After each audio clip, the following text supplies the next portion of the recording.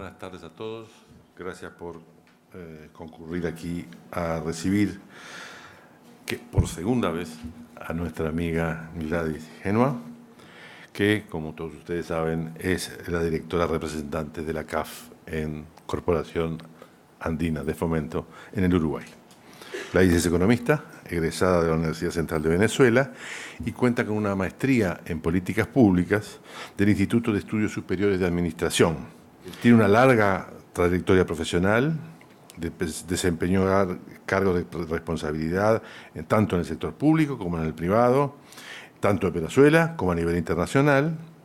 Bien, muy buenas tardes a todos, muy buenos días. Gracias, Javier, por la presentación. La verdad, a mí los temas internacionales siempre me apasionaron. Me gradué de economista y quería ser macroeconomista pura, trabajé en el Banco Central, pero después por razones de la vida empecé a trabajar en los temas de comercio exterior y negocios internacionales y quedé enamorada. Entonces empecé a desarrollar mi carrera ahí, así que los felicito porque tengo entendido que ustedes están en el ámbito internacional, van a ver que es un mundo apasionante. Difícil, a veces frustrante, pero apasionante. Yo después de que le di a Javier el título de la charla me di cuenta que me había quedado demasiado grande para lo que yo les vengo a contar, ¿no? Yo hablé del rol de los organismos multilaterales y bueno, sabrán ustedes que hay muchos organismos internacionales o multilaterales de todo tipo, algunos de carácter supranacional, en donde sus decisiones son vinculantes, otros no tanto, otros enfocados a los ámbitos más económicos y de integración, otros son más de foros de discusión política. A todos tienen el elemento común que tienen un tratado que los genera, que los establece y que eso les da también la legitimidad para que los países firmantes tengan algún tipo de obligación. Yo vengo a hablarles hoy solamente de los organismos internacionales de financiamiento y dentro de ellos particularmente del que más conozco porque trabajo en él, que es la Corporación Andina de Fomento, hoy denominada Banco de Desarrollo de América Latina, ¿no? Y organismos como nosotros hay varios, hay muchos en el mundo, en la región, en el continente americano, hay principalmente 3 que son de orden continental, el BID, el Banco Interamericano de Desarrollo, que Javier conoce muy bien, el Banco Mundial, que es de una órbita mucho más grande que lo que es continental, y después estamos nosotros, que no somos continentales, pero sí somos latinoamericanos, somos un organismo regional. Y después hay uno más pequeño, que es un organismo denominado subregional, que es FONPLATA, que también Uruguay forma parte de él porque es el organismo de financiamiento para proyectos de los países que están en la región, en la cuenca del Río de la Plata. Entonces, bueno, les quiero contar un poco qué hacemos nosotros, cómo lo hacemos, quiénes somos. Bueno, un poco qué es CAF, es una institución multilateral de financiamiento. Nuestros países accionistas son todos de América Latina, hay 2 países de Iberoamérica, que son España y Portugal, pero la verdad la esencia que siempre le hemos querido dar a la institución y que es la que va a permanecer, es que sea netamente latinoamericana. Si hay algo que nos diferencia de, por ejemplo, el Banco Interamericano de Desarrollo, el BID, que más o menos en objetivos y en competencias hacemos lo mismo, pero hay una cosa que nos diferencia y es la forma de gobierno que tenemos nosotros, ¿no? CAF, los países accionistas son los que ponen el dinero, compran acciones del banco, es un banco del cual los países compran acciones, son accionistas, pero además son también los que solicitan los financiamientos, es decir, son donantes y receptores. En el BID hay 2 figuras, están los donantes y están los receptores, es decir, hay países que ponen dinero, como Estados Unidos, Japón, Canadá, pero que no solicitan financiamiento. El financiamiento va dirigido, ese dinero que se pone allí, va dirigido para financiar al resto de los países del continente que no son los desarrollados. Entonces, existe una diferencia importante porque estos países, si bien no solicitan financiamiento, cuando ponen el dinero también definen algunas líneas que ellos les quisieran imponer o determinar al accionar del banco. En el caso nuestro, todos los accionistas son los mismos prestatarios, por lo tanto ellos definen el rol que tiene que cumplir la organización y el destino de los recursos. Tenemos 2 pilares grandes en la misión: apoyar el desarrollo integral de los países. Suena grande, suena importante, y lo es, y tratamos de abarcar todos los elementos que conllevan a ese título de desarrollo sostenible y la integración regional, porque también en la medida en que hagamos una región latinoamericana más unida, más sólida, más fuerte, entonces podemos alcanzar desarrollos mucho más sustentables. ¿Cómo lo hacemos? Básicamente actuando como una institución financiera. Prestamos dinero para que se puedan desarrollar proyectos, pero también donamos algunos otros dineros para que esos proyectos también puedan ser acompañados por otros elementos que les comentaré ahora en un rato, que tienen que ver con el desarrollo de políticas públicas, la fortaleza institucional, todos los elementos que hacen al desarrollo de la sociedad y de las instituciones públicas y no gubernamentales. Bueno, nos jactamos de ser una institución versátil, ágil. Pasa que somos pequeños, somos más pequeños que otra de las organizaciones multilaterales con las que nos comparamos, como BID y Banco Mundial. Entonces, eso hace también que tengamos una forma de trabajo mucho más rápida.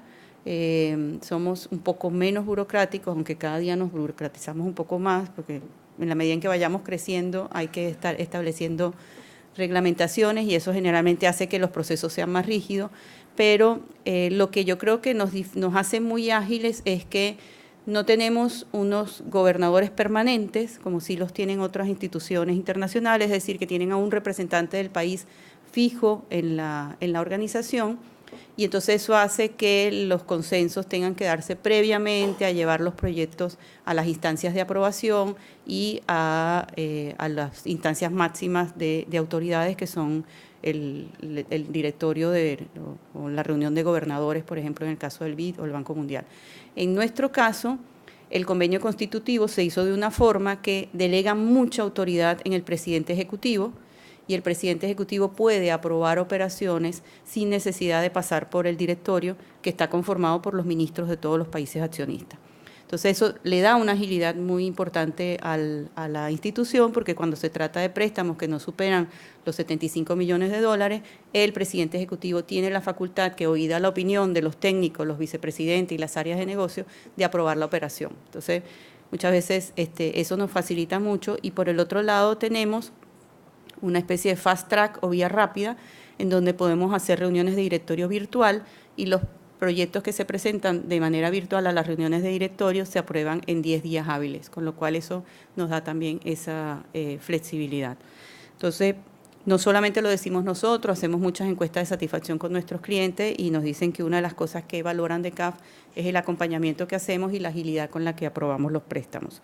Está el headquarter o la sede principal está en Caracas.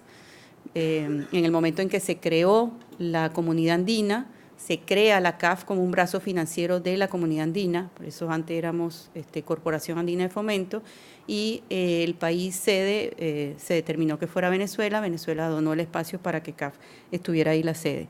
Pero hoy en día ya tenemos presencia en 10 países de América Latina, con oficinas instaladas, con un representante en cada uno de esos países. Tenemos 2 sedes regionales, una es en Montevideo para los proyectos de la región sur y otra es en Panamá para los proyectos de la región norte. Y Lima como una especie de hub regional también transversal, en donde tenemos algunos backup de operaciones importantes que no pueden detenerse y que pueden permanecer abiertas incluso cuando alguno de los países está en feriado o hay algún problema de comunicación. Aquí vemos un poco los países que forman parte de CAF. Empezaron siendo los 5 andinos, Venezuela, Colombia, Perú, Bolivia y Ecuador. Y después, a finales de los 90, a principios del año 2000, se hizo una reforma estatutaria de los estatutos para que pudieran entrar otros países latinoamericanos a ser socios de CAF. En ese momento, la única posibilidad que había es que estos países entraran como socios minoritarios o lo que nosotros denominamos accionistas tipo C, con un aporte de capital menor, y después se volvió a hacer otra reforma en donde le dimos la opción a los que se habían incorporado como accionistas C a que pasaran a ser la denominación que nosotros le damos, que es de miembro pleno. Entonces compran la acción dorada A y aportan un mayor volumen de capital para que puedan tener prerrogativas similares a los países fundadores. Eso hace que hoy en día haya 19 países miembros. Los que ven del lado de allá en azul oscuro son miembros plenos, y los que ven más verdecitos son todavía accionistas C. Tenemos oficina en todos los que son miembros plenos, con excepción de España, en donde, a pesar de ser miembro C, instalamos una oficina para que manejara las relaciones con España, Portugal y el resto de Europa. Porque, como les voy a explicar más adelante, una de las formas que tenemos para obtener recursos es emitiendo papeles en los mercados internacionales, y Europa es un mercado en donde estamos muy presentes. Somos más que un banco, y esto es importante explicárselos porque, bueno, cuando uno dice banco, piensa en, no sé, en el BRO o en Santander, en el BBVA, que son banca comercial. Nosotros somos los denominados bancos de segundo piso. ¿Y qué nos diferencia de estos bancos comerciales? Bueno, nosotros no captamos depósitos del público, nos fondeamos por el dinero que viene de los accionistas, y ese dinero lo invertimos en los proyectos, recuperamos los créditos, además emitimos papeles negociables en los mercados internacionales, en todas las monedas, y con eso entonces recibimos fondos, con lo cual financiamos los proyectos. Nuestros financiamientos además son de largo plazo. La banca básicamente tiene siempre que calzar sus financiamientos con la captación de sus depósitos, y si tiene mucho dinero captado a la vista o a corto plazo, solamente puede prestar a determinados plazos para no tener descalce. El hecho de que nosotros tengamos este tipo de captación de fondos nos hace que podamos prestar a muy largo plazo, que son los plazos que necesitan los proyectos, sobre todo de infraestructura. O sea, uno no se imagina hacer un puente o un parque eólico con un financiamiento a 3 años o con un pagaré, sino que tiene que ser un financiamiento que dure lo que dura los ingresos que tiene previsto el proyecto. Y eso generalmente son de 15 a 20 años, incluso hasta 25 años, ¿no? Nosotros apoyamos, además del financiamiento, como yo decía también en la parte de la misión, la integración, y decimos de forma pragmática, porque uno de los elementos que, por ejemplo, hemos desarrollado, y ahí sí lo hicimos conjuntamente con el BID y Fonplata, es tratar de hacer que los países identifiquen proyectos de integración física que les permita un flujo de bienes y servicios, e incluso de personas, mucho más eficiente dentro de la región. Cuando uno estudia comercio exterior, si han pasado por ahí, se darán cuenta que siempre nos dicen es más barato venderle a Estados Unidos o importar de Estados Unidos, pasando incluso por Panamá, o es más barato traer de China que de la propia región. Si bien hay elementos ahí involucrados con el precio, también hay elementos vinculados con los costos del país, los costos de transacción. Y generalmente América Latina, sobre todo América del Sur, tiene una infraestructura muy complicada desde el punto de vista físico, que hace que trasladar bienes por vía terrestre o aérea, etcétera, resulta muy costoso. No tenemos tampoco un mercado muy grande que haga muy atractivo que las empresas navieras vengan con la frecuencia con la que queremos. No tenemos líneas férreas como las de Europa, que unen mercados de varios países de una forma muy rápida, con lo cual los costos de transportar mercancías y personas por América Latina son altos. Entonces, uno de los elementos que nos planteamos hace ya alrededor de 15 años fue, bueno, sentemos a los países a ver cuáles son estos proyectos que podemos definir prioritariamente entre todos y que pueden hacer que la integración desde el punto de vista físico pueda darse con mayor eficiencia. De ahí surgieron alrededor de 500 proyectos que eran proyectos o binacionales o trinacionales, es decir, proyectos que abarcaban más de un territorio nacional y que por lo tanto tenían que tener el apoyo de instituciones internacionales como las nuestras, porque tenemos condición en donde los países pueden sentarse a llegar a acuerdos. Y de esos 500 proyectos se priorizaron 32. Algunos se ejecutaron, otros están todavía en estudio, otros se van a ejecutar, y después se los trasladamos a la UNASUR, que es una institución también multilateral, regional, más de carácter político, más de diálogo entre los países para lograr consensos, pero tiene una secretaría que se llama COSIPLAN, o un consejo, que es donde están haciéndole seguimiento a estos proyectos de infraestructura física.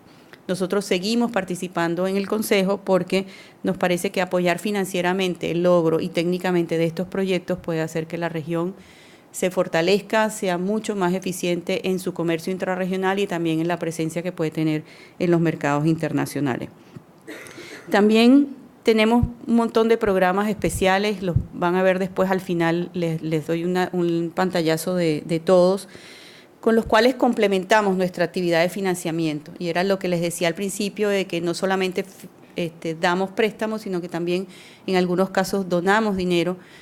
Hacemos proyectos de asistencia técnica, de cooperación técnica, que nos permite complementar ese financiamiento. O sea, no basta con construir un parque eólico, generar el mejor aeropuerto del mundo, la mejor vía férrea o la mejor ruta terrestre, si no tenemos instituciones que estén conscientes del mantenimiento de esa infraestructura, que puedan definir políticas de uso y de aprovechamiento de esa infraestructura, que hagan que el dinamismo económico que esa infraestructura genera le llegue a toda la población con políticas sociales o de inclusión social, que además tengan el fortalecimiento de permitir que esa infraestructura capte inversión, que la inversión llegue porque el país es un país serio, porque respeta reglas de juego, porque tiene normativas claras y porque además tiene mano de obra capacitada y tiene todos los elementos que le permite ser capaz de atraer esa inversión que utilice esa infraestructura. Entonces nosotros estamos conscientes que no basta, la infraestructura es un elemento indispensable para el desarrollo, pero no suficiente, y por eso tenemos una serie de programas especiales que nos permite decir que vamos al apoyo del desarrollo de manera integral y sustentable. Tenemos una orientación también a la generación de conocimiento. Hay un área dentro de CAF que se dedica a la investigación permanentemente, está generando siempre un conocimiento sobre la región, identificamos cuáles son los elementos que a nuestro juicio y a juicio de muchos expertos la región debe enfrentar, debe atacar, cuáles son los desafíos que tienen de forma estructural, y a partir de allí desarrollamos una agenda de investigación y pueden ver en nuestra página web una serie de publicaciones que hacemos en temas muy variados, desde el agua hasta la pobreza, los temas de infraestructura, energía, vialidad, transporte, movilidad urbana, ciudades inteligentes, ciudades amigables. Es decir, hay una serie de elementos que investigamos: educación, productividad, competitividad, seguridad ciudadana, todos los elementos que hacen al desarrollo de América Latina. Hacemos investigaciones permanentes y sacamos publicaciones, porque una de las cosas que queremos hacer también es ver que el conocimiento que se genera no sea solamente un conocimiento externo que traigamos, sino el conocimiento propio de la región. ¿Qué es lo que está pasando en nuestros países? Si hay experiencias exitosas en alguno de ellos, bueno, entonces documentarla, poderla traer para que otros también la implementen y aprovecharla en su máximo potencial. Y por último, otra de las cosas que hacemos es construir puentes entre América Latina y el mundo. Uno de los elementos que tenemos es el que les mencioné anteriormente, de la emisión de papeles negociables en los mercados internacionales. Ahí captamos dinero, captamos recursos, ya sea en yenes, en euros, en libras, en dólares, incluso en monedas de la región, en pesos colombianos o en soles peruanos, y eso lo ponemos al servicio de los países accionistas de CAF para que puedan obtener un financiamiento acorde a las necesidades de inversión que tienen. Pero también lo otro que hacemos es suscribir convenios con otras instituciones de desarrollo que están en el mundo. Entonces, con el Banco Asiático de Desarrollo, con el Banco Europeo de Inversiones, con el Banco Chino de Desarrollo, con la Agencia Francesa de Desarrollo, con el Banco Alemán, y con ellos lo que hacemos es, como ellos tienen recursos que pueden poner al servicio de proyectos que los países necesitan invertir, y son recursos a bajo costo, porque además son países desarrollados y captan en el mercado, tienen un bajo riesgo y por lo tanto el mercado los premia dándoles recursos a muy bajo costo. Nosotros complementamos con nuestros recursos y se los ofrecemos a los países para que también el financiamiento pueda ser abaratado. Entonces lo que hacemos es traer esos recursos que están en el resto del mundo a América Latina para que se apoye el proyecto de inversión en la región. ¿Con qué visión lo hacemos? Como les dije anteriormente, para nosotros el desarrollo tiene que ser integral y sustentable, y por lo tanto tratamos de tocar todas las aristas que ven en este gráfico. Tocamos los temas macro, apoyamos a los países también con mecanismos que les permiten balancear sus cuentas fiscales y lograr estabilidad macroeconómica, con proyectos que tienen que ver con la definición de algunas reglas de orden macroeconómico, bien sea en política fiscal, en política monetaria o incluso en política financiera. pero también nos dedicamos al aspecto micro. Entonces trabajamos con la empresa, trabajamos con las iniciativas que los países tienen de apoyo al emprendimiento, apoyo a la innovación. Procuramos que los países también puedan apoyar programas y políticas que hagan al crecimiento de la productividad, porque de eso se trata al fin de cuentas, de que seamos todos más eficientes y la sociedad pueda ver los frutos de esa eficiencia. Pero también hay dos elementos importantísimos para nosotros sin los cuales no trabajamos, que es la equidad y la inclusión social y el equilibrio ambiental. Todos nuestros programas de financiamiento y de apoyo tienen siempre un componente social y ambiental. ¿De qué manera? Hacemos los diagnósticos de cada proyecto y de cada política, cuál va a ser el impacto tanto en la sociedad o en la comunidad donde ese proyecto se va a ejecutar y cuál va a ser el impacto medioambiental. E incorporamos en los préstamos condiciones que tienen que ver con las salvaguardas para que si estos proyectos tienen algún riesgo, pues pueda mitigar con alguna acción de mitigación. Entonces, todos nuestros programas y todos nuestros proyectos siempre tienen presente que si no incluimos a toda la sociedad en el dinamismo económico que queremos generar, no estamos logrando ese bienestar y ese desarrollo integral. Y si no cuidamos el medio ambiente y más bien no le prestamos atención y lo deterioramos, a la larga los costos van a ser muy altos y los vamos a tener que pagar todos, seguramente más ustedes y los hijos de ustedes, pero es un planeta que tenemos que cuidar desde ya para que no suframos las consecuencias después. Entonces, todos estos elementos para nosotros interactúan en todos nuestros programas y en todas nuestras orientaciones con el fin de apoyar ese crecimiento sostenido de calidad y que además es sustentable. Adicionalmente, estos dos componentes, equilibrio ambiental e inclusión social, también los trabajamos no solamente en las operaciones de crédito, sino con programas específicos. Entonces, tenemos algunos programas en donde apoyamos políticas de inclusión social, apoyamos trabajo con los jóvenes, con las poblaciones más vulnerables, con los niños, y también desde el punto de vista ambiental nosotros hemos estado participando en todos los foros internacionales que trabajan los temas de adaptación al cambio climático y mitigación, y hoy en día formamos parte de la mayor parte de los fondos internacionales de captación de recursos para apoyar programas de este tipo. Somos agentes ejecutores del Fondo Verde, del llamado Fondo Verde y del Fondo GEF para el cambio climático. Eso quiere decir que estos fondos, que tienen mucha plata donada por organizaciones que están preocupadas por el medio ambiente, nosotros podemos captar recursos de ellos e invertirlos en los programas que se lleven a cabo en la región. Bueno, un poco aquí esto resume muchas de las cosas que he dicho, pero aquí básicamente vamos a entrar un poquito más en detalle en cómo lo hacemos, ¿no? Entonces, prestamos servicios financieros. El principal producto que nosotros ofrecemos son los préstamos. Hay préstamos a corto plazo, que generalmente son los que les damos a la misma banca.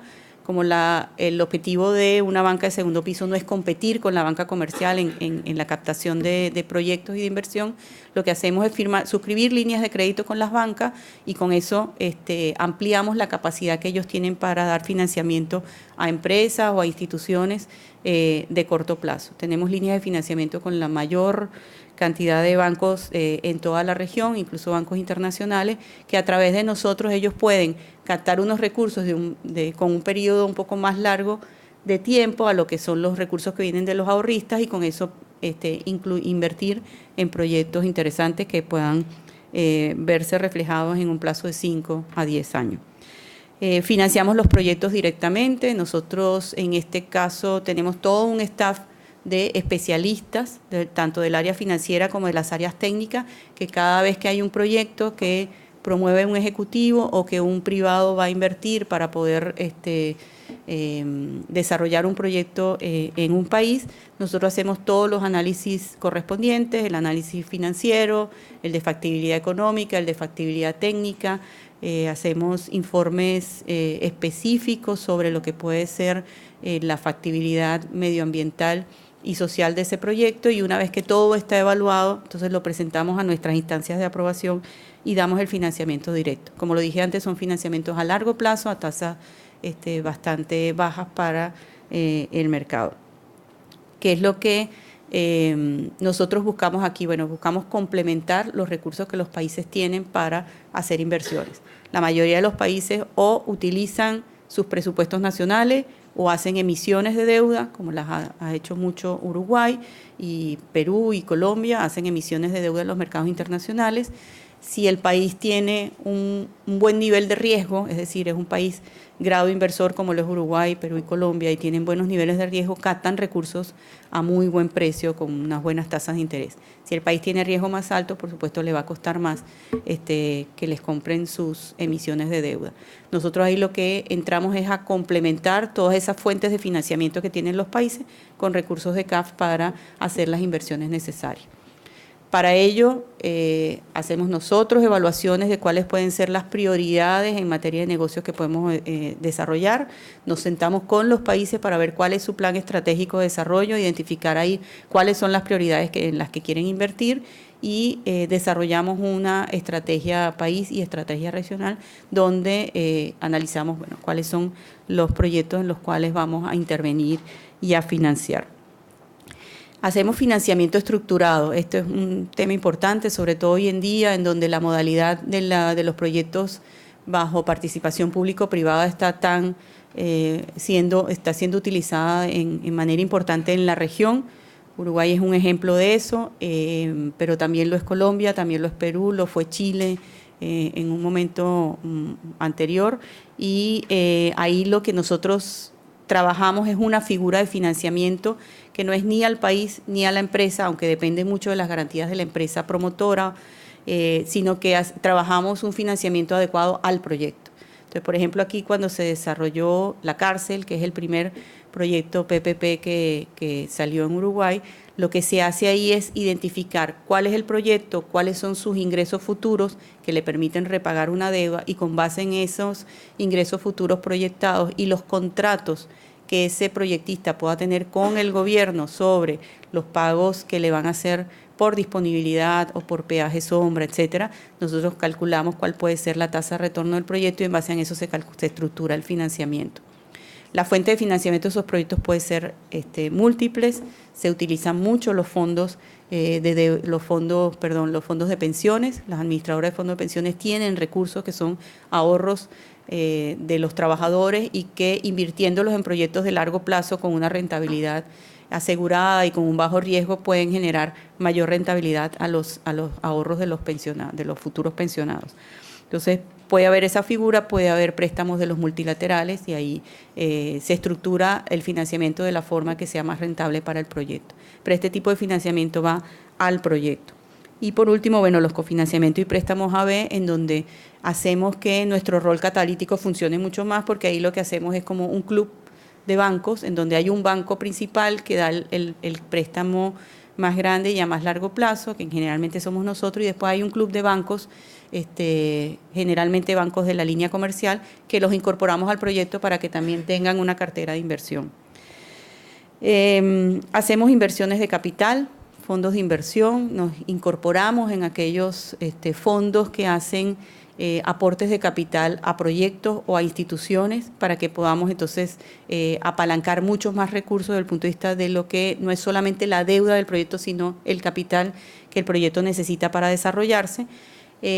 Aquí tenemos un ejemplo muy importante, muy reciente, que hemos hecho en Uruguay.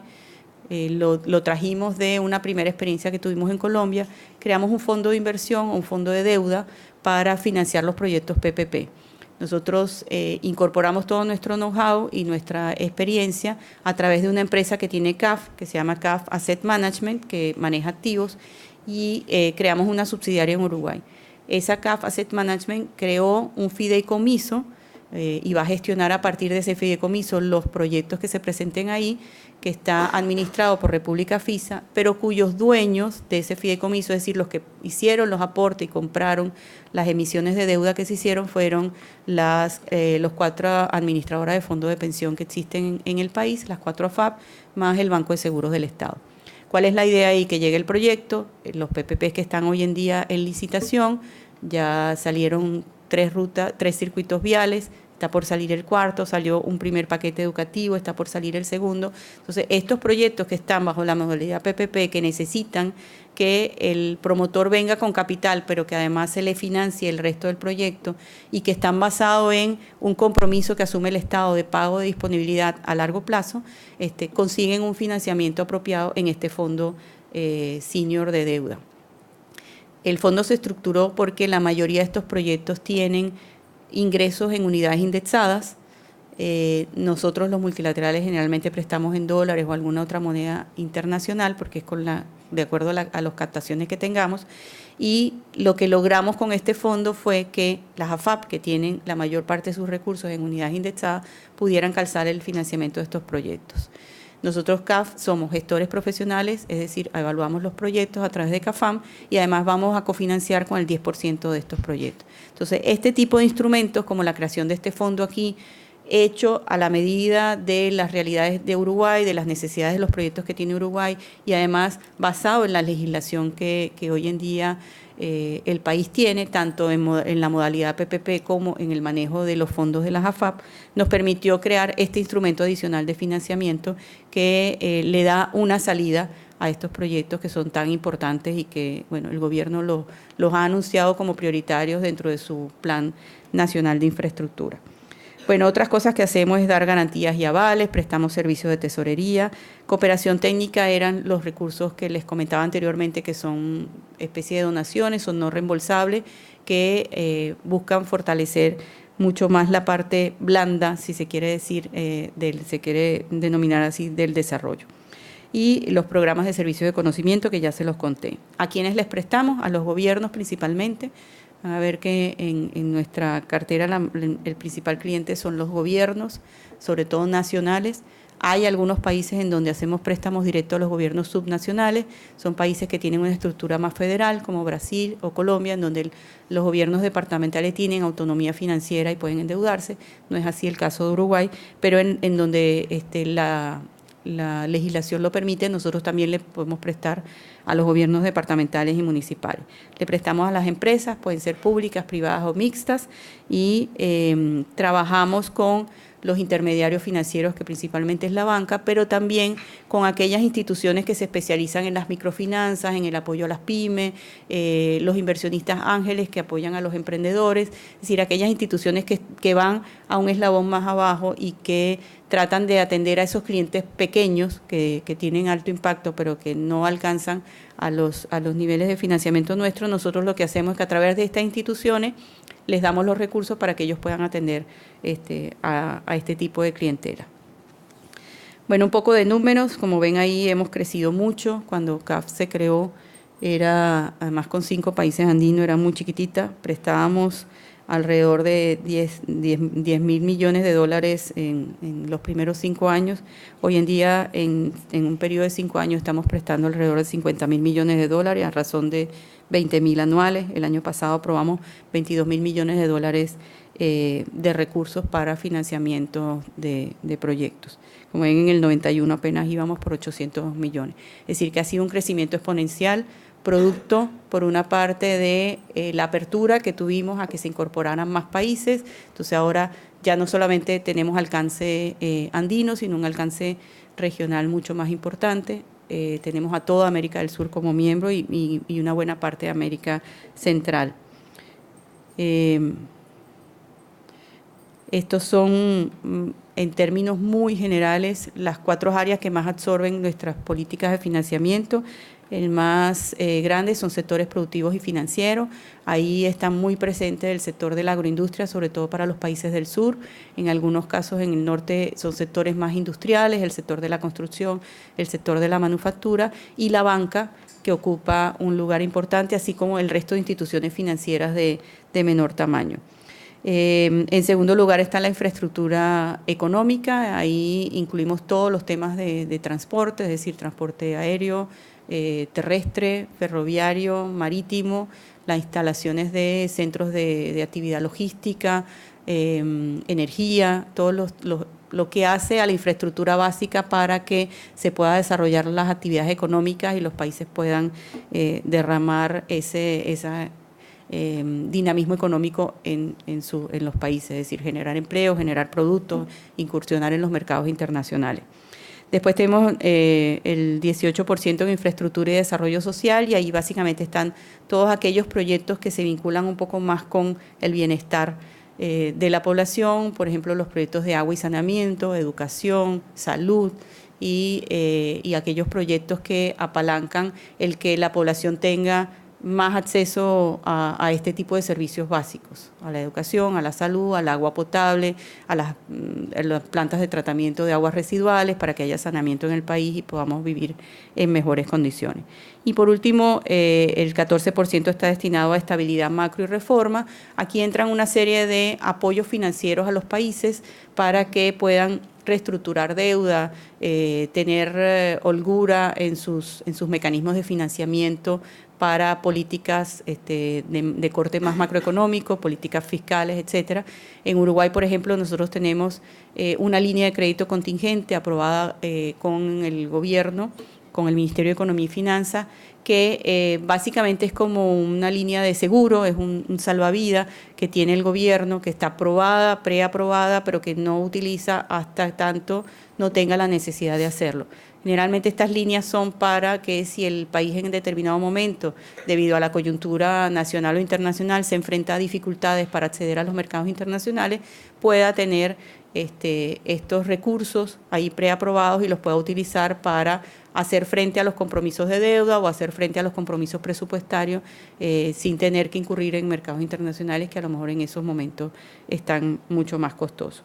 Y como eso hay otra serie de instrumentos con los cuales le damos acceso a los recursos a los países para hacer reformas macroeconómicas. Estos son algunos de los programas que tenemos que complementan el área de financiamiento. Por un lado está infraestructura, y cuando hablamos de infraestructura, como les dije anteriormente, es un concepto muy amplio.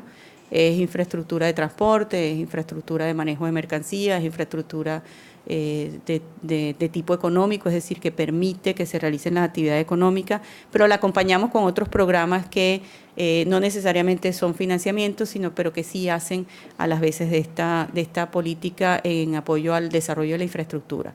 Uno de ellos, por ejemplo, es todo el programa de seguridad vial o de movilidad urbana. Trabajamos con los departamentos y las ciudades en hacer encuestas de movilidad urbana, encuestas de origen-destino. Tenemos un observatorio de movilidad urbana. Acabamos de terminar una encuesta aquí del área metropolitana, en donde participaron la Intendencia de Montevideo, Canelones y San José, para ver un poco cuál es el origen y el destino de los viajes que se hacen en el área metropolitana, quiénes son, a qué horas pasan, por qué se mueven, cómo se mueven, qué medio utilizan, porque eso le da herramientas al gobierno departamental e incluso al nacional para definir políticas de transporte adecuadas. Y ahí le incorporamos todos los temas de seguridad vial.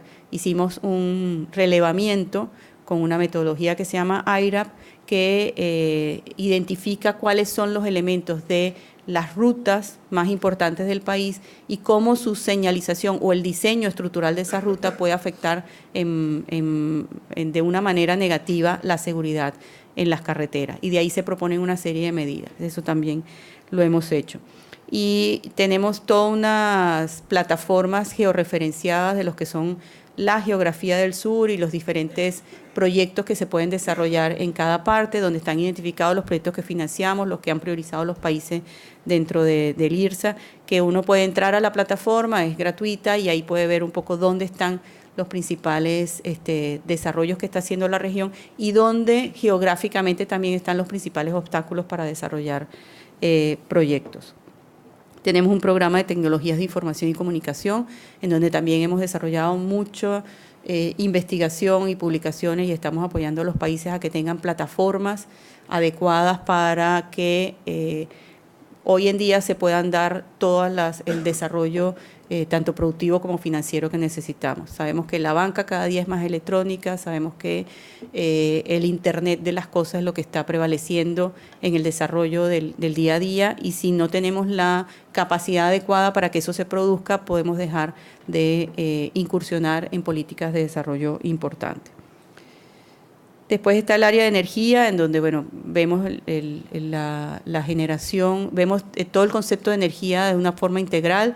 Los países tienen que tener capacidades para generación, pero también para distribución.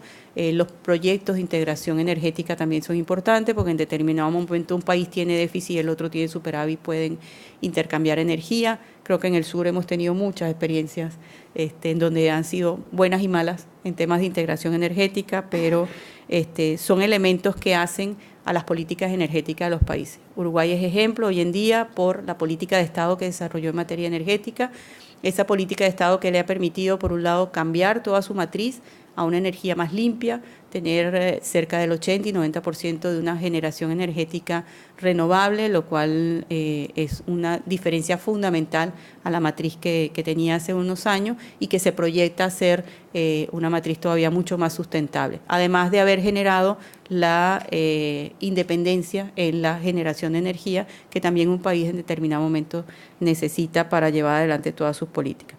Y aquí trabajamos también con políticas en materia de energía, con el fortalecimiento de las instituciones, con las agencias reguladoras, con la definición de elementos que tienen que ver con el marco de inversiones para los operadores privados que inviertan en proyectos de este tipo. En el tema de desarrollo institucional, ahí lo que buscamos es que tanto gobiernos como instituciones no gubernamentales tengan fortalezas para acometer políticas, para diseñar políticas, para implementarlas, para lograr resultados. Como les decía al principio, de nada nos sirve tener proyectos grandiosos si no hay detrás una institucionalidad que los promueve, que los administra, que los ejecuta y que además los mantiene, porque de eso se trata. Se trata de que sean proyectos a largo plazo, que permitan rendir frutos durante toda su vida útil, pero que haya una institución detrás que él sepa concebirlos con esa visión también de largo plazo. Además, necesitamos fortaleza institucional también para la definición de políticas adecuadas, desde el punto de vista macroeconómico, pero también desde el punto de vista social, educativo, incorporar. Entonces, en esta unidad lo que nosotros hacemos son dos cosas. Por un lado, investigación. Por otro lado, y dentro de esa investigación apoyamos a los países a darle información y herramientas de cómo fortalecerse institucionalmente. Y por otro lado, damos programas de capacitación. Inauguramos el año pasado el primer programa de gobernabilidad y gerencia pública con el Instituto de Ciencias Políticas de la UDELAR. Ya vamos este año por la segunda edición de ese programa, con la idea de que los funcionarios públicos puedan capacitarse en técnicas, herramientas y metodologías que les permita hacer mucho más eficiente su trabajo. En el tema de desarrollo social, ahí tenemos varios sectores. Está la gestión integral del agua. Nosotros no solamente financiamos a las empresas que prestan el servicio de agua, como OCE aquí, de acceso al agua potable y de plantas de tratamiento para las aguas residuales, que si no se tratan contaminan y pueden generar problemas de salud pública, sino que también tocamos otros temas que tienen que ver con proyectos tal vez más pequeños, pero con un impacto muy fuerte, que atienden a poblaciones vulnerables. Hay un proyecto muy bonito que nosotros hemos desarrollado en toda la región y Uruguay también forma parte de eso, que es un programa de inclusión social por la música o música para crecer. Nos dimos cuenta que había una experiencia en Venezuela en donde los niños que estaban en contextos vulnerables y que no tenían las condiciones para desarrollarse, dándoles un instrumento, enseñándoles música, ellos sentían dos cosas. Por un lado, la valoración en sí mismo, la autoestima les crecía, ellos sentían que podían lograr hacer algo, porque al cabo de unos meses ya estaban tocando en una orquesta, pero además eran un referente para el barrio en donde vivían, para su familia. Las mediciones de impacto que hemos hecho es que no solamente cambian ellos, cambia su familia, se reducen mucho los niveles de violencia doméstica, se reduce mucho también la vulnerabilidad de esos muchachos a incursionar en delitos o a incursionar en temas más de adicción a las drogas, y sin embargo se vuelven ciudadanos más estables, con una mejor condición para seguir los estudios e incursionar en cualquier ambiente laboral y desarrollarse personal y profesionalmente. ¿Y eso cómo se hace? Bueno, que es que a través de que ellos están tocando a los maestros de la orquesta, los entrenamos en que les enseñen valores. Trabajo en equipo, tenacidad, compromiso, respeto por el derecho del otro, ese tipo de valores que la sociedad necesita para convivir en armonía. Entonces, bueno, como ese proyecto, muchos otros, hicimos también unos proyectos de que en Uruguay también lo hicimos. Bueno, este de música lo hicimos con la Fundación de Orquestas Juveniles Infantiles. Después de 10 años de apoyarlos, ellos ahora son la Orquesta Juvenil del Sodre, lograron esa fortaleza institucional que también buscábamos. Hicimos un proyecto, por ejemplo, con OCE, de Plan Integrado Agua más Trabajo, y era que mientras buscábamos que se le hicieran las conexiones al agua potable a comunidades, asentamientos que no tenían ese acceso, que tenían que ir hasta un pozo a buscar agua, y que incluso el servicio médico, el dispensario, no tenía acceso a esa agua y por lo tanto las condiciones en las que prestaba el servicio de salud no eran las adecuadas. Ese trabajo de conexión lo hicieran gente de la comunidad, que se organizaron en cooperativas, se entrenaron en el trabajo de hacer este tipo de conexiones, y por lo tanto se les generó a ellos un trabajo, porque después la cooperativa podía ser contratada por otros barrios que necesitaban y por OCE en el momento de hacer las conexiones. Entonces, este tipo de proyectos es los que nosotros denominamos que por un lado estamos financiando obras, pero por otro lado también estamos incorporando a la comunidad a través de elementos más blandos. En sostenibilidad social trabajamos mucho con familias rurales. Hicimos aquí también un proyecto con Montevideo Rural y trabajamos con las comunidades que están en el interior. Tenemos proyectos que tienen que ver con la formación de una empresarialidad distinta. No sé si han oído hablar del Sistema B. En América Latina nosotros tomamos el ejemplo que desarrolló en Estados Unidos Social Lab y lo trajimos a la región, y Uruguay también se incorporó a ese movimiento. Hoy en día existe aquí el movimiento Sistemas B, que son empresas que sin descuidar la rentabilidad y buscando un negocio lucrativo están resolviendo un tema social o ambiental o de impacto ambiental. Entonces son empresas concebidas con una forma distinta, que no necesariamente tienen que dejar de subsistir, que además tienen que tener 3 pilares: ser gentiles con el ambiente, con la comunidad y con sus propios trabajadores. Entonces, hoy en día ya hay 9 empresas certificadas B en Uruguay, es decir, las empresas pasan por todo un proceso de certificación y una vez que lo obtienen, tienen como un sello de calidad de que es una empresa preocupada por el bienestar. Y como ese hay muchos otros proyectos, y si no estaría aquí todo el día contando. Y bueno, hay mucho.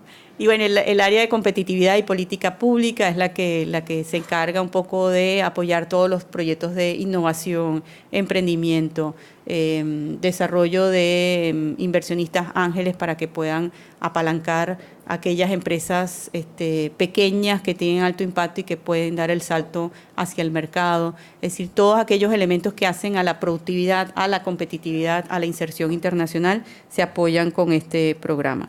Y por último, el programa de cambio climático y medio ambiente, que busca, como ya les expliqué anteriormente, hacer que todos los proyectos y programas que los países implementen consideren el medio ambiente como un elemento fundamental, que lo preserven y que sobre todo emprendan acciones de mitigación de aquellos daños que puedan causar el ambiente, pero también que estén preparados a enfrentar las consecuencias de un cambio climático, porque no somos ajenos a que cada día el clima está más cambiante, está más variado, donde antes nunca llovía, ahora llueve, donde había mucha sequía, donde antes no llovía mucho, ahora hay mucha sequía, etcétera. Hay muchas variaciones climáticas que nos están afectando, que dañan la estructura o la infraestructura urbana, que afectan a las poblaciones, y ahí también hay que preparar a los países para que definan políticas de alerta temprana, de respuesta a emergencia, y que puedan tener mecanismos ágiles y eficientes para responder a esos cambios, sobre todo aquellos países que están más expuestos a este tipo de accidente común. Un poco, bueno, esto ya se los he dicho, pero aquí tenía un capítulo sobre CAF en Uruguay. Se incorporó a CAF, Uruguay se incorporó como accionista en el 2001, pero fue en el 2009 donde completó toda su edición y se convirtió en miembro pleno. Tiene un capital suscrito de $200 millones más o menos y pagado de 138, con lo cual su participación en el capital de CAF es cercana al 3%. O sea, es un país pequeño y su participación le da el suficiente espacio para poder tener el financiamiento que requiere de acuerdo a sus dimensiones.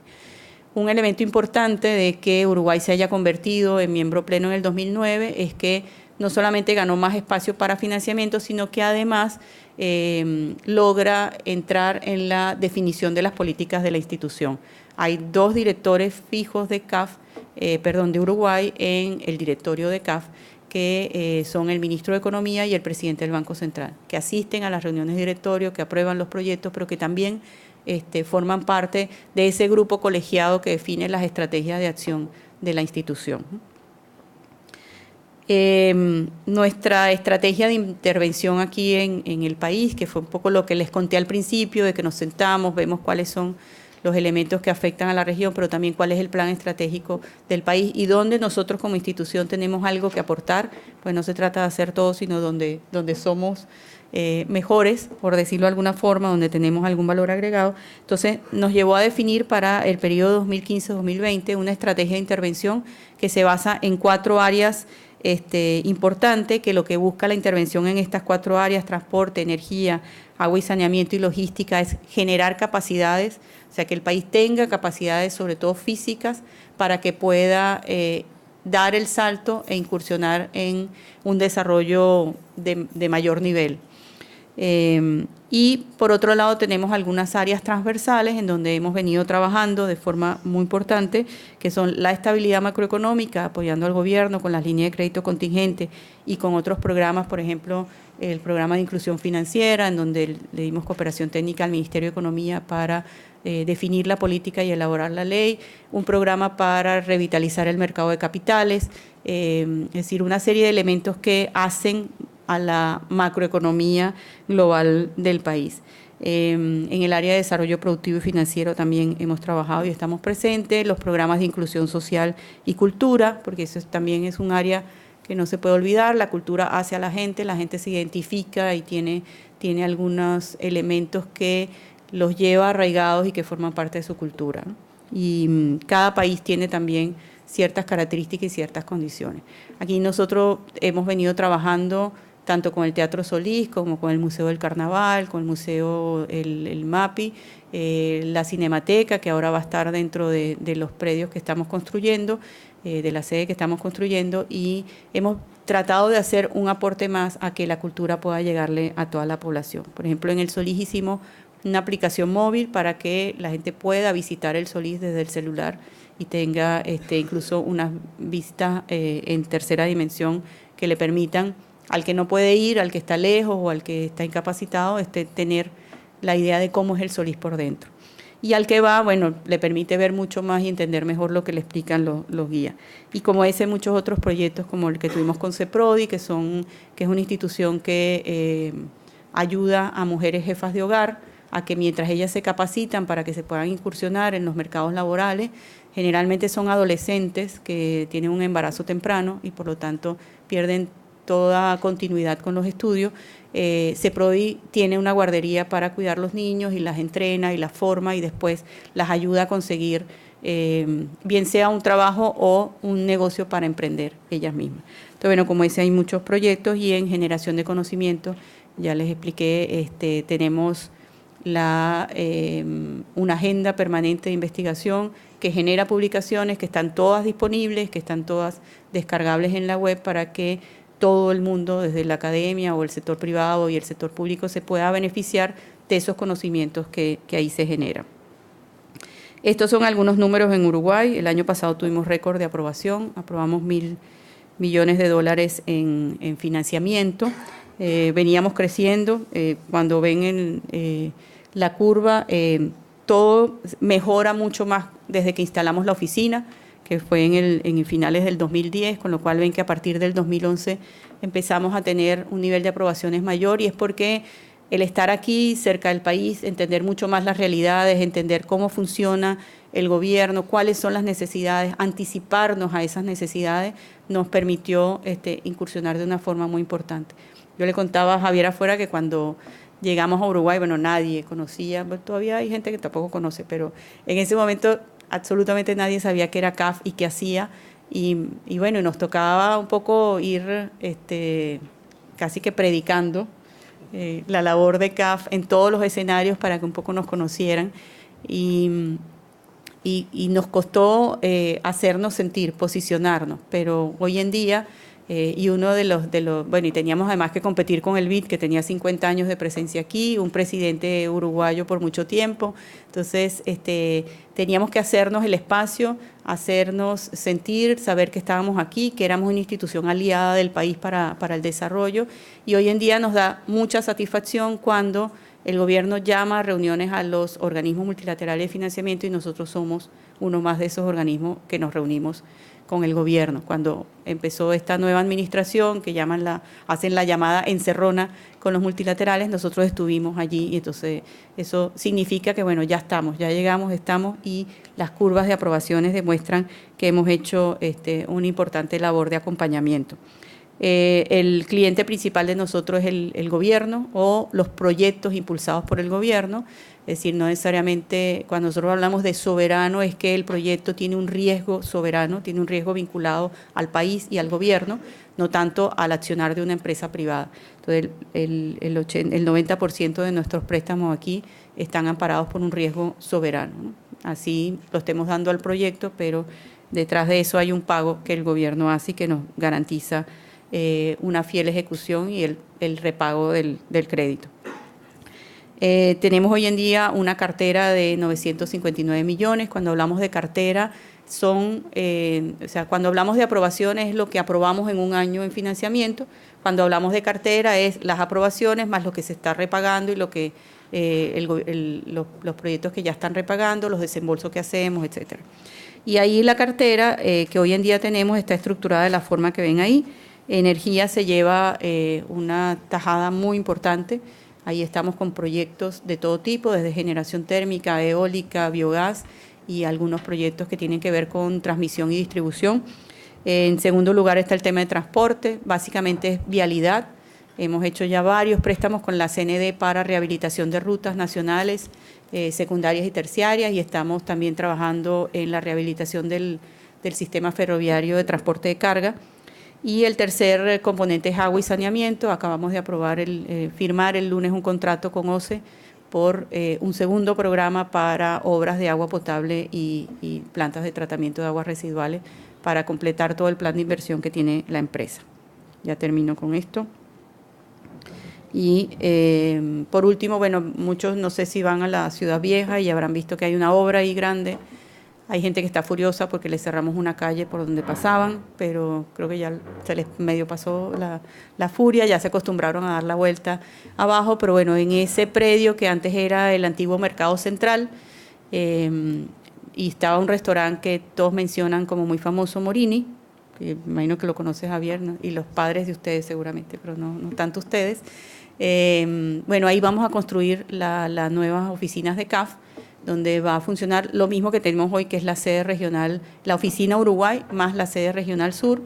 Sin embargo, hoy en día estamos en la torre ejecutiva, en 2 pisos alquilados, donde, bueno, somos los únicos extraños en esa torre. Ahí está todo el gobierno o la presidencia de la República, entonces nosotros somos los únicos inquilinos extra, y por lo tanto ya desde un momento en que llegamos habíamos definido que íbamos a construir una sede propia.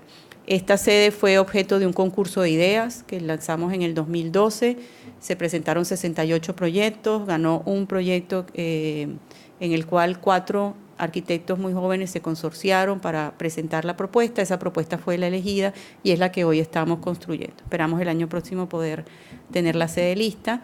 Ahí no solamente vamos a estar nosotros, por supuesto, en la parte más cuadrada hacia allá, sino que hacia acá estamos construyendo un aporte a la ciudad desde el punto de vista cultural. Van a haber 3 salas de cine para la Cinemateca y el Bar Fun Fun, que antes estaba ahí, se mudó temporalmente y ahora vuelve por ser patrimonio cultural del Uruguay. Entonces, creo que la zona va a cobrar otra vida. Ahí está el Solís, Torre Ejecutiva hizo su nueva torre paralela también. Entonces, creo que la zona que estaba sobre todo este predio que estaba muy abandonado, va a recuperar vitalidad y todos vamos a poder disfrutar de él. Bueno, esto era lo que tenía para contarles hoy. Espero haya sido útil de alguna forma en su formación y estoy a las órdenes para cualquier pregunta. Gracias. Bueno, lo que yo quería preguntar, fue muy clara la exposición, pero quería preguntar algo que que a veces me generó una duda, que es cómo logran ese asesoramiento cuando los países, a veces en la UNASUR, por ejemplo, tienen realidades políticas tan diferentes y opiniones e ideas políticas tan distintas. Porque si la idea es articular proyectos entre países, sobre todo por el tema logístico, de transporte, etcétera, ¿cómo se logra esa integración física cuando hay opiniones tan diferentes y están vinculados en un órgano que es político, como la UNASUR? Te cuento que no es fácil, no es para nada fácil, y por eso si uno quiere evaluar los logros, no han sido muchos, ¿no? Han habido algunos logros, hay unas autopistas transversales que se han hecho entre los países, hay proyectos binacionales que se han logrado hacer, pero de los 30 y tantos que se habían priorizado, son muy pocos los que están en ejecución, muchos otros están siendo evaluados, pero yo creo que si uno evalúa el todo, el logro fundamental ahí, que para eso nos llevamos más de 10 años, fue haber sentado a todos los ministros de planificación y de transporte de todos los países del sur, a que se pusieran de acuerdo en cuáles proyectos eran los prioritarios, porque además cada país tiene sus prioridades y a lo mejor no le interesa atender un puente fronterizo porque tiene, no sé, otras rutas internas que necesitan rehabilitarse, que están en muy malas condiciones, y para él la prioridad está ahí, no aquí. Pero el haber logrado que ellos se sentaran y que hubiera una lista de proyectos en donde todos se comprometieron a decir es prioritario en mi línea de trabajo, ese fue un tremendo logro. Ahora, de ahí pasar a la materialización tiene múltiples aristas que las trabajamos entre todos, y por eso ahí estamos juntos el BID, Fonplata y nosotros. Y seguimos apoyando a la UNASUR desde el punto de vista técnico, porque como bien tú dices, la UNASUR es un espacio de diálogo más político, ¿no? Pero nosotros seguimos apoyando técnicamente porque una vez que vas a implementar el proyecto, bueno, está el definir qué unidad lo acomete. O sea, muchas veces lo que optan los países por crear una especie de institucionalidad especial, que es binacional o trinacional a través de un tratado que está creada para lograr ese proyecto. Ese tipo de institucionalidad facilita mucho el poder después desarrollar el proyecto ejecutivo, el financiamiento y todos los elementos que tienen que ver con la institucionalidad que está detrás del manejo del proyecto. Cuando eso no se da y hay que dialogar con 2 o más países y ver cada uno cómo lo asume desde el punto de vista legal, cada uno tiene legislaciones, tiene normativas, tiene fórmulas de financiamiento distintos, se complica más, lleva mucho más tiempo, pero bueno, imposible no es. Hemos logrado algunos, así que puede ser que otros puedan salir adelante, ¿no? Con respecto al plan de acción 2015-2020, ¿simplemente son en esas 4 áreas o también incorporan, y habías puesto tu inclusión y en esta parte de acá, ¿eso va incorporado en esas 4 o también se financian proyectos que tengan que ver con la inclusión, ya sea educativa o de jóvenes? Sí, no, las dos. O sea, lo que pasa es que las 4 verticales son como intervenciones más sectoriales, las vemos nosotros, ¿no?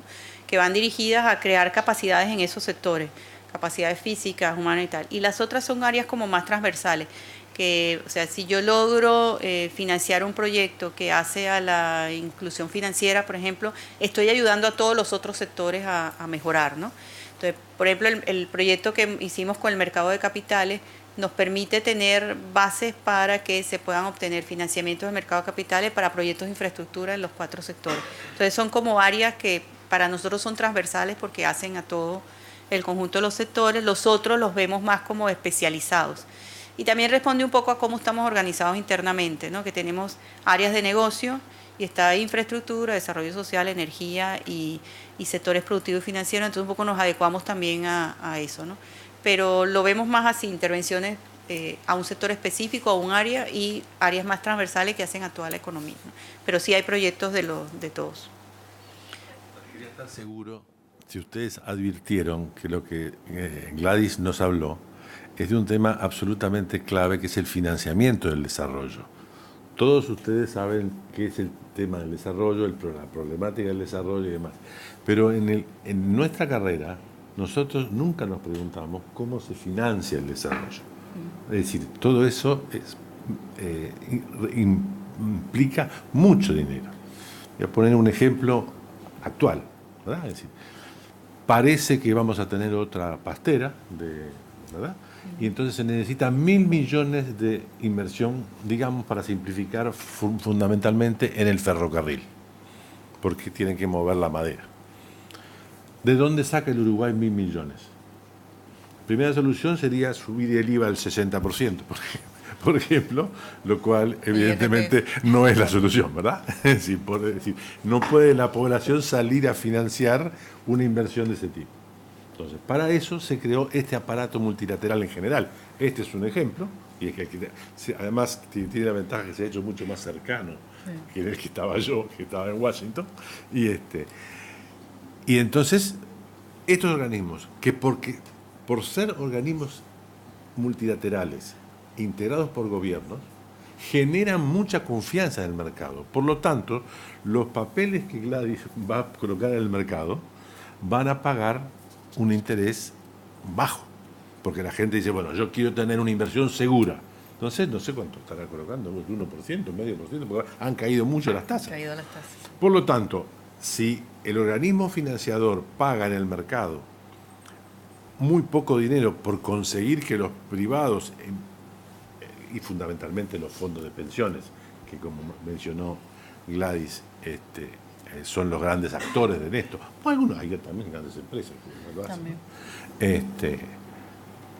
El país, cuando reciba los 1.000 millones de préstamos, los va a recibir a un interés coherentemente bajo con el interés de la fuente.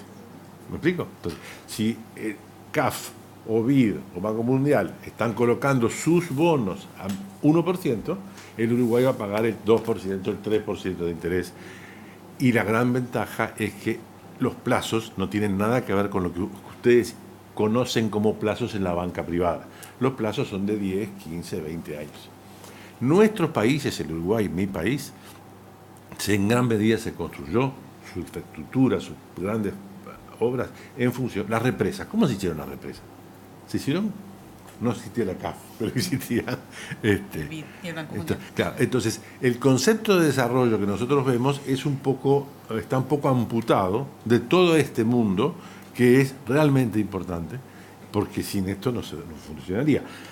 Cuando yo tenía la edad de ustedes era muy difícil bañarse en Montevideo, porque el agua era un asco. Toda la vida de la cosa era un asco. ¿Por qué ahora se puede bañar o se puede beber? Porque se hizo un tubo todo a lo largo de la costa de Montevideo, que recoge todas las aguas hervidas de Montevideo y las saca. Eso empieza en el arroyo Carrasco, no sé a qué altura está ahora, pero debe estar pasando la central de UTE.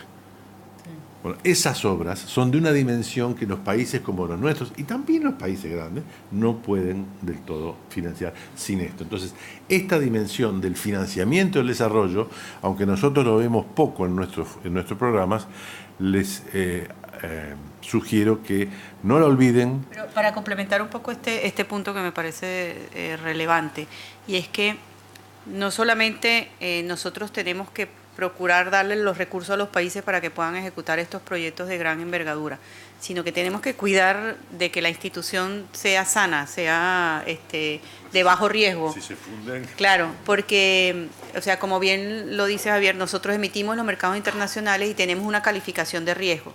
Como CAF no tiene cartera amorosa y tiene buenos indicadores financieros, nosotros tenemos una calificación de riesgo que es mejor a la de nuestros países accionistas. Porque, bueno, entre nuestros accionistas hay países con alto riesgo y países con riesgo bajo. Entonces, nosotros logramos superar ese media y tener una calificación mejor y captar recursos más baratos de lo que podrían captarlo los países por su cuenta. Entonces, eso, las instituciones como CAF y como BID tenemos que asegurarnos de que tengamos una administración eficiente, unas finanzas muy apretadas y podamos ser rigurosos en la evaluación y aprobación de los proyectos. Una institución como el BID tiene dentro 3 grandes países, que son países AAA, y por lo tanto su calificación es AAA. Nosotros no tenemos ese tipo de países, entonces tenemos que ser muy cuidadosos de cómo nos evalúan los mercados internacionales, ¿no?